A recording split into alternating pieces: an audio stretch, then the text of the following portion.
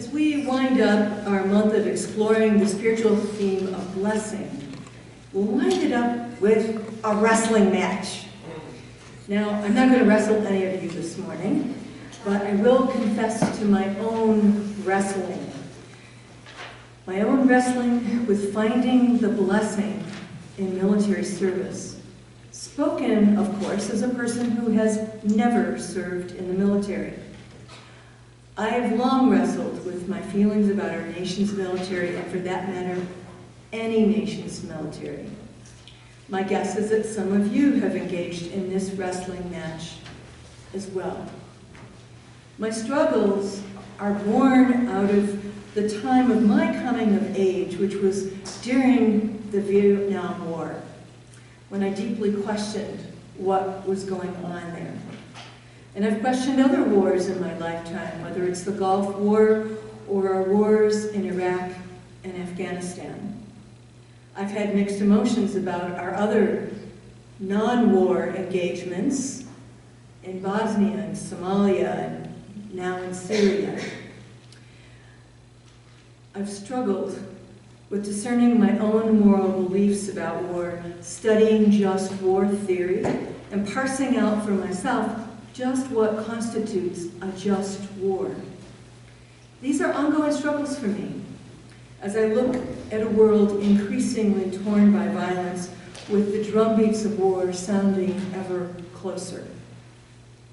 And yet I know that if war came right here to Ogden, or threatened my daughters in New York, I would want a strong, decisive, quick and clear military action to keep us all safe. And I would probably pass the ammunition if my loved ones were the ones in danger. Such is the paradox. Such is the moral struggle. I've also wrestled with my own macro-analysis of war versus my understanding of the individual warrior, the person in uniform, the veteran, touched by their own experience of military service. After all, I've known many military folks, active duty, guard, reserve, and veteran over the years. Some of them are right here, right now, and I'm honored to know each and every one of them. My own father was a veteran, serving in the Coast Guard on the Mighty Mac icebreaker on Lake Superior just after World War II ended. He was keeping the shipping lanes open and rescuing Chippewa fishermen stranded out on ice floes on the big lake in the midst of the winter. He was always very proud of his service to our nation, and I was proud of him too. I even made a special pilgrimage to visit his ship, which is now a floating museum and historical monument in Michigan. As I walked to the ship, I wondered which bunk was his. Where was he when he stood watch? And also just how he endured those brain-splitting noise and shuddering of the ship as it broke through thick ice day after day in the winter. Ooh, really amazing. I found myself saluting in tears as I stood on the bow of the Mighty Mac. Yeah, my dad was a hero. Something that he knew put him in a place where he did something that was important, and partially something that put him in a place of being beyond himself, part of a larger narrative of the human journey. This sense of blessing by being a part of something bigger than yourself came home to me in yet a different way when my daughter Petra returned home from a year of service with the National Civilian Community Corps, which is a branch of AmeriCorps. Now granted, her service was not military, but it was service to our nation, and she served on disciplined civilian teams doing a variety of service projects across our nation for an entire year. Her comment to me when she got home was, "Now I feel like a real American." This comes from my, super liberal kid, right? And I said, "Honey, what do you mean by that?"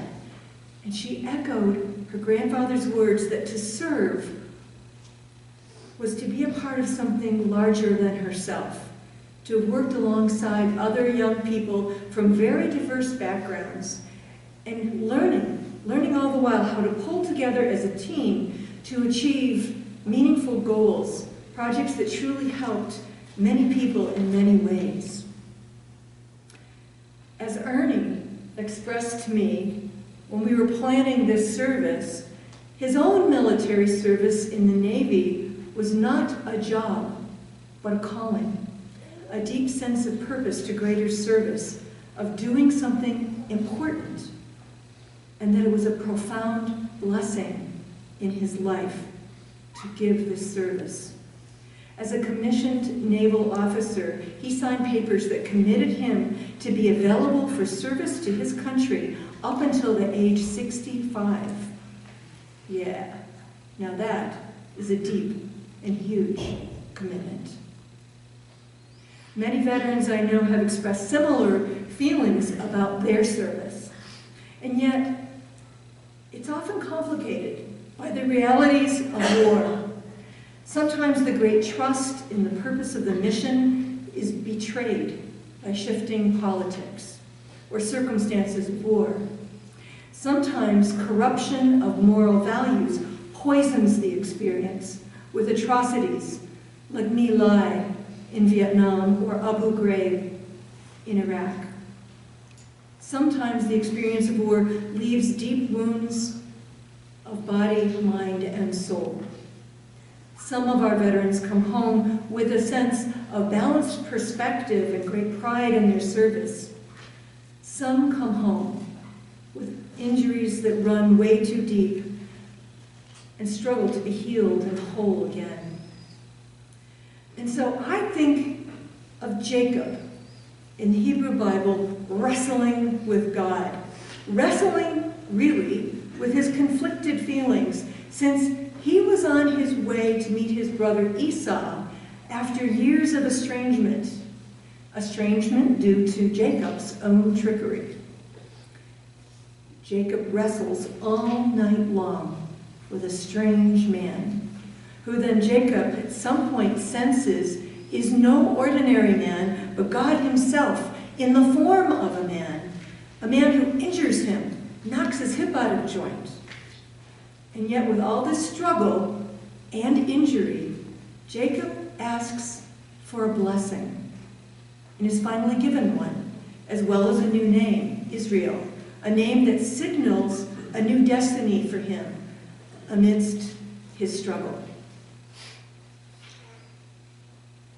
As long as my own wrestling with war and military matters has lasted, and as complex as it has become as I learn more and more, my own wrestling is pale, very pale, by comparison to those who have made the commitment to fight and then have come home again wrestling with moral ambiguities, impaired health, and an uncertain future. While it's true that our current generation of returning veterans generally has prospects better than their Vietnam-era brethren, the suicide rate and levels of devastating physical, mental, and spiritual injury are still way too high. These veterans wrestle daily and all night long.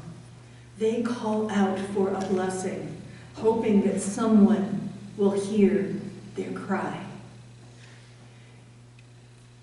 And you know what? Their cries are being heard. Their cries are being heard as they wish to return their nation-building skills learned in Iraq and Afghanistan toward a nation who needs nation-building right here at home. These veterans want to know that they are still needed and valued for their service.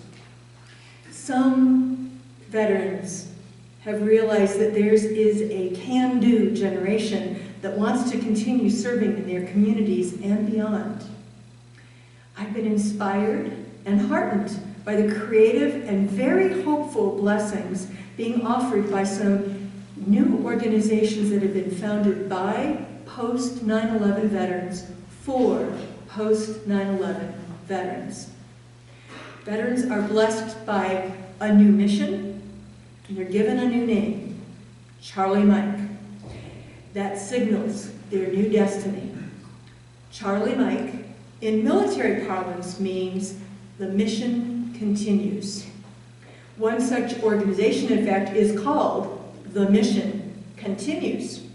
Veterans sign on to be fellows, and they help organize service platoons to work in dozens of cities across our country, tackling homelessness, helping troubled youth, and providing assistance for all kinds of projects that build community. Over 5,000 veterans are participating, wearing their The Mission Continues shirts and hats, and making a very real difference in the communities where they're deployed. And that's what they call it, their deployment, their domestic deployment. And they're making, of course, a real difference in their own lives as well. The Mission Continues implements programs that bring veterans together, channeling their unwavering commitment and leadership skills to serve critical needs in their own communities and, say, in others. While serving, veterans acquire new tools to help them succeed, as well as a renewed sense of purpose and passion. And yet, there's another organization as well called Team Rubicon, founded by a former Marine who realized that veterans were uniquely poised to help in disaster relief because, as a Marine vet, he said, "We do chaos."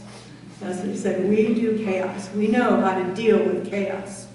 So Team Rubicon has organized over 30,000 veterans to be on call for disaster relief around the world, using their specialized skills that they learned in the military, things like debris management, disaster mapping, and hasty repairs to help get things going again. They partner with first responders to be the very first disaster relief staff on the scene, offering vital, immediate help before the larger, more permanent Red Crossy kind of people show up. They do this anywhere from Haiti and Nepal to help with earthquakes, to communities hit by wildfires out here in the West, to places just in the last couple of months like South Carolina getting so devastatingly flooded. Their impressive skills have earned them the respect and gratitude of many communities reeling from disasters. And this new mission of service has offered fresh purpose for the veterans, building their community by serving, improving their self-worth, and also bridging the gap between military and civilian life. There's a new book out there called Charlie Mike by Joe Klein that tells this amazing story of these veterans who wrestled with life after the war and have emerged with blessings far beyond their expectations. I'm going to be posting the links to this book and these organizations on our Facebook page so that you can learn more. But quite honestly, I'm not surprised at all about the impressive, substantial contributions that these veterans are making as they return. And that's because I see the fruits of military service every day, right here at Unitarian Universalist Church of Ogden. Some of our most dedicated, can-do volunteers are our veterans who continue to live out their ethic of service, blessing us with their energy, creativity, wisdom, generosity, and elbow grease. Indeed, their mission continues, serving something larger than themselves. They are a model and an inspiration for us all. While I'm heartened and inspired by so many veterans, and I truly, truly am, I'm also painfully aware that some veterans are suffering and need our support. I truly believe that it is our moral obligation to offer our compassionate aid to those souls who served under who knows what kind of conditions and came home with their injuries inadequately attended. Regardless of how we may feel about war, whatever our wrestlings may be about our nation's decisions to pursue wars, we owe our respect and honor to those who have served and continue to serve in so many ways. These veterans seek our blessing, and it is up to us to offer it without hesitation and without judgment.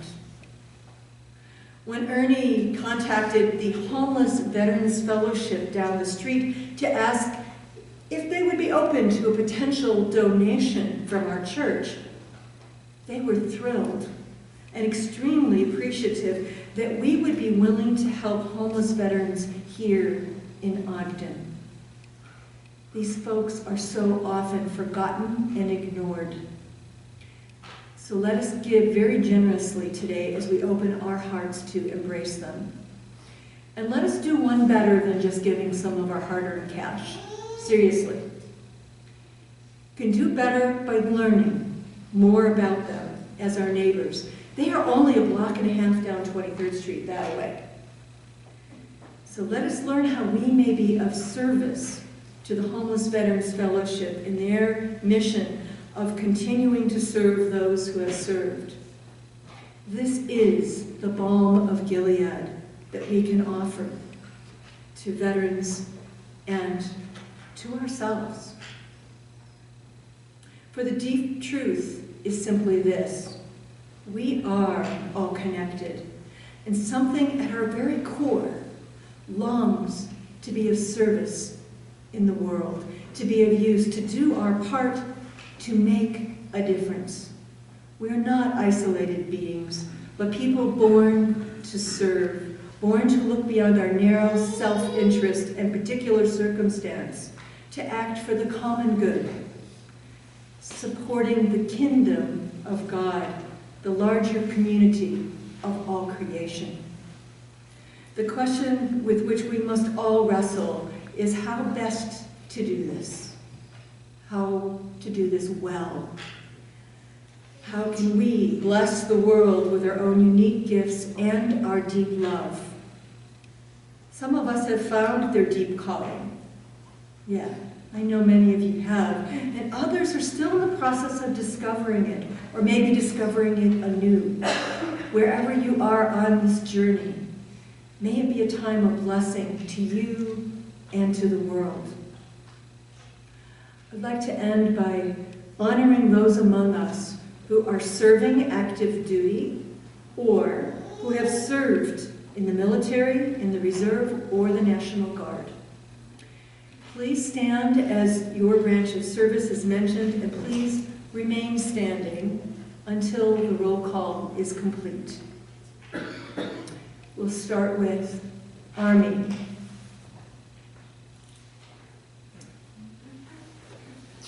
Navy.